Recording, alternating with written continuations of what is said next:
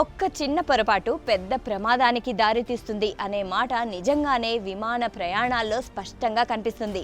మహారాష్ట్ర ఉప ముఖ్యమంత్రి అజిత్ పవార్ విమానం క్రాష్ ల్యాండింగ్ జరిగిన బారామతిలో టేబుల్ టాప్ రన్వే ఉంది. కొండలను చదును చేసి లేదా లోయల మధ్య ఎత్తైన ప్రదేశంలో నిర్మించే రన్వేలను టేబుల్ టాప్ రన్వేలు అంటారు. ఇవి సాధారణ రన్వేల కంటే ఎక్కువగా ప్రమాదకరంగా ఉంటాయి. ఎందుకంటే ఎత్తైన ప్రాంతాల్లో గాలుల వేగం ఎక్కువగా ఉంటుంది. ల్యాండింగ్ సమయంలో విమాన వేగాన్ని కంట్రోల్ చేయడం పైలట్లకు చాలా కష్టంగా మారుతుంది.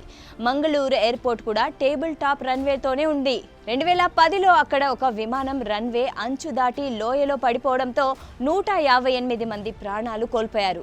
అలాగే 2020లో కోజికోడ్లో భారీ వర్షంలో ల్యాండ్ అవుతున్న విమానం రన్వే దాటి 35 అడుగుల లోతులో పడిపోయి 2 ముక్కలైంది. ఆ ఘటనలో 21 మంది మరణించారు. ఈ సంఘటనలు టేబుల్ టాప్ రన్వేల ప్రమాదాన్ని స్పష్టంగా చూపిస్తున్నాయి.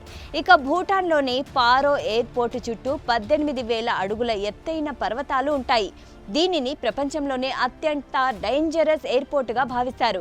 ఇక్కడ ల్యాండ్ కావాలంటే పైలట్లు పర్వతాల మధ్య నుంచి పదునైన కోణాల్లో విమానం నడపాలి.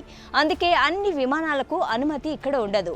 అలాగే నేపాల్లోని టెంగ్జింగ్ హిల్లరీ ఎయిర్పోర్ట్కు కేవలం 527 మీటర్ల చిన్న రన్వే మాత్రమే ఉంది.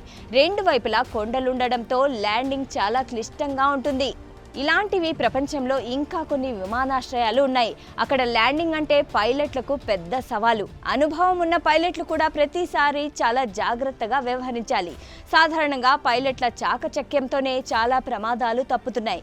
కానీ పర్వతాలు, సముద్రాలు లేదా చిన్న రన్వేలు ఉన్న ప్రాంతాల్లో ఏ మాత్రం పొరపాటు జరిగినా అది పెద్ద ప్రమాదంగా మారుతుంది. అందుకే అలాంటి ఎయిర్పోర్ట్లలో ప్రతి ల్యాండింగ్ ఒక పరీక్ష లాంటిదే.